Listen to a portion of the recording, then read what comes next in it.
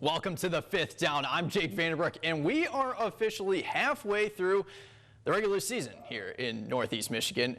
Week 4 features some really interesting matchups. We have a rivalry match between Posen and Hillman. We have Alcona heading out west to Traverse City Central to take on the Trojans.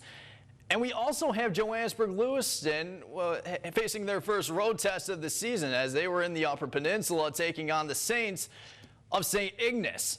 Let's kick things off with our game of the week. Hillman and Posen is one of the biggest rivalries in 8-man football, especially in the area.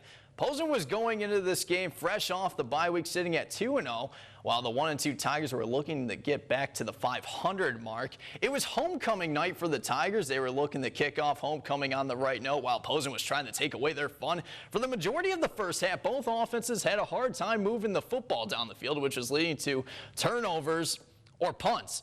But let's pick it up in the second quarter. Sean Hennigan hands it off to London Atkins, and he'll punch it in from 2 yards out. 2-point try was no good. 6-0 Hillman going into the half. At halftime, they announced their homecoming king and queen, and this year it goes to Emily Liss and Terry Hager. Congratulations to those two.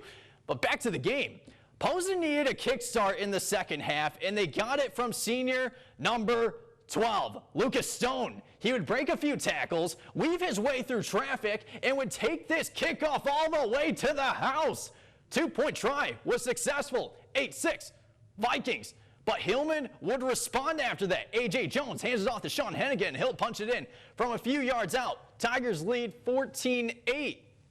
Posen would try to get the lead back, but they cough up the football. And London Atkins falls on top of the ball for a big turnover. And from there, Hillman would close out the game. Fourth quarter, Atkins runs right, cuts back in the middle, and says, "See you later." The sophomore rushed for 144 yards with 3 touchdowns as Hillman goes on to defeat Posen for the 6th consecutive time, winning this one by a score of 26-16. Feels really good to get the win. I'm very proud of the way my team played with energy tonight. That's something we've been lacking the past 2 games. So they really brought it tonight, and I'm really proud of the way the seniors stepped up with their leadership tonight. And it feels great. We got those 3 touchdowns, and it's pretty awesome to take down rivals like that. Painted our rock, and we took them down. Hillman improves to 2-2 on the season. The Tigers will travel to Pelsa next Friday to take on the Hornets. So more 8-man games that were taking place this evening in the North Star League, where the Hell Eagles dominated as they were able to beat Mile, winning 46-6. Leading the way for the Eagles on the offensive side was Jesse Francisco with 3 receiving touchdowns, while on defense, Robert Roseberg led the way with 5 tackles and 1 interception. The Thunderbolts now fall to 0-4 on the year and will be looking for their first win of the season as they return home to take on Inland Lakes next Friday. And speaking of Inland Lakes, they took care of business taking down All-Gray Sims, winning 68-16. All-Gray Sims is back on the road next Friday as they travel to Atlanta to take on the Huskies. We also have a couple 8-man games taking place on Saturday as the 2-1 Atlanta Huskies welcome in the 3-0 Onaway Cardinals. Kickoff for this game is Saturday at 1 p.m. And don't forget to tune back in at 11 as Matt Dzinski will have highlights on that one. And Whittemore Prescott is also in action on Saturday as they are traveling to Suttons Bay to take on the Norsemen. Kickoff is set for 2 p.m. It's now time to switch gears to 11-man football. Johannesburg-Lewiston was coming off a dominating victory over Frankfurt last week, and they've been playing really well on both sides of the football, especially on defense, where they have only allowed a combined total of 20 points this season. Jobert played their first road game of the season as they were in the Upper Peninsula taking on St. Ignis. Early in the first quarter, Jobert on the bootleg, Preston Marlette rolls left and is going to find a wide open Jason Richter for 6. Extra point good, Jobert rolling early. Here come the Saints on the other end. Eli North also runs a little bootleg, gets his feet set, and fires a rocket to Quinn Brown for the St. Ignis touchdown, 13-6. Jobert still in the first. Cardinals trying to pull away. Henry Baker takes the handoff from Marlette, and he'll run it in for a Cardinals touchdown, 28-6 after the extra point. Jobert, Saints gave it all they got, especially on this play. North with a 5-step drop connects with Christopher Baker. It looked like an easy first down, but it would lead to a bigger result for Christopher Baker. How about a touchdown?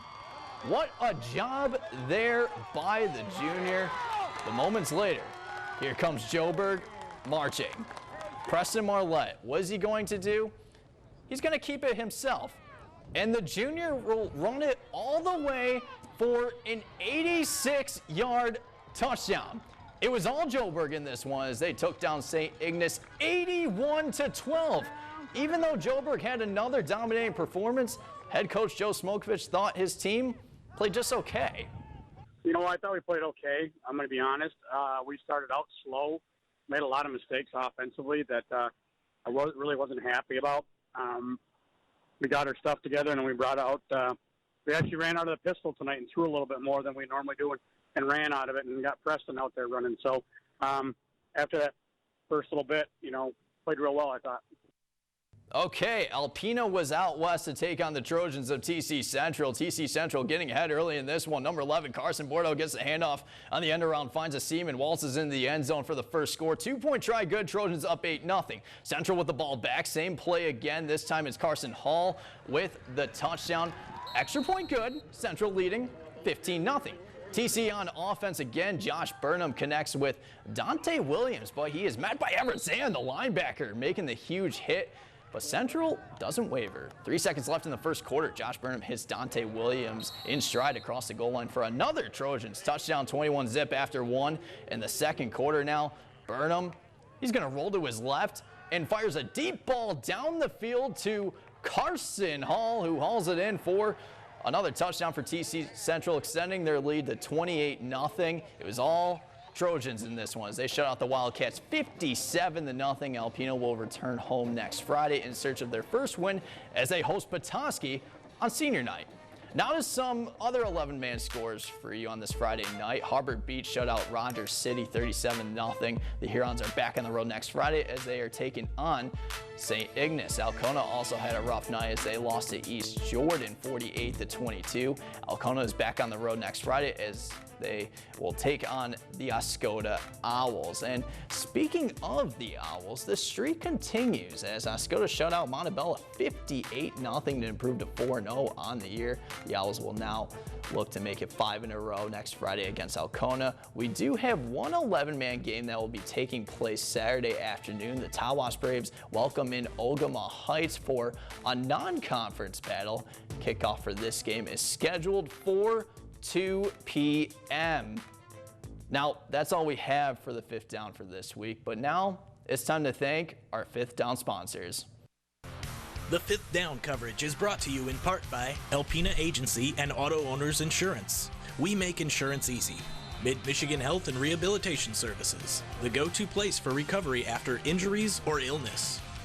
Plowman's Collision. When the unexpected happens, you want Plowman's Collision. And Wolverine State Credit Union. Live life with us.